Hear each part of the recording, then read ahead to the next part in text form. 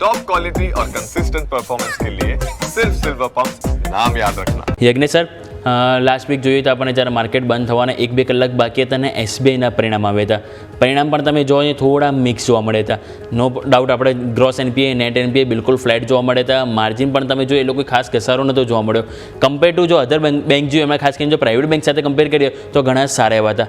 No doubt provision વધ્યા પરંતુ જે પ્રાઇવેટ બેંકના જે રીતે પ્રોવિઝનમાં સ્પાઇક જોવા મળ્યો એટલો આપણને એસબીઆઈમાં નહોતો જોવા મળ્યો. તો સર એક વખત પરિણામ કેવા લાગ્યા અને સાથે સાથે આજે જે પરિણામ બાદ તમે જો 1.5% મજબૂતી જોવા મળી રહી છે જે બેંક નિફ્ટીના જે લીડ કરી રહ્યું છે તે બાદ સર લાગે છે કે જે વારંવાર આગળ 825-830નું જે અવરોધ આપણને એસબીઆઈમાં જોવા મળ્યું છે એવો ફાઇનલી પરિણામ બાદ આપણને થોડુંક અહીંયાથી જોવા મળે હળવું થતું છે સર.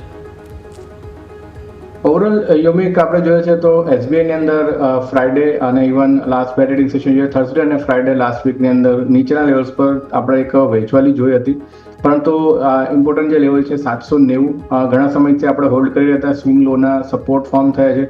જૂન જુલાઈ મહિનામાં પણ આપણે જોઈએ છે તો આ લેવલ્સ પર 790 પર સ્વિંગ લો ફોર્મ થયા હતા અને ફ્રાઈડેના સેશનમાં પણ આપણને લોવર લેવલ્સથી ઘણી સ્ટ્રોંગ રિકવરી જોવા મળી. રિવર્સલ કેન્ડલસ્ટિક પેટર્ન ફોર્મેશન જોવા મળી અને આજના સેશનમાં આપણે જોઈએ છે તો લાસ્ટ 1 વીકનો હાઈ પણ અપસાઇડ ક્રોસ કર્યો છે. પરિણામ નો ડાઉટ ઘણા ઇમ્પ્રેસિવ અને સારા રહ્યા છે અને પ્રાઇસની અંદર પણ એ જ રીતે એક આપણને એક બાઉન્સ જોવા મળી રહ્યો છે. મારા હિસાબે 800ના લેવલ સસ્ટેન કરે છે તો સ્ટોકની અંદર હજુ પણ એક અપસાઇડ મોમેન્ટમ જોવા મળે.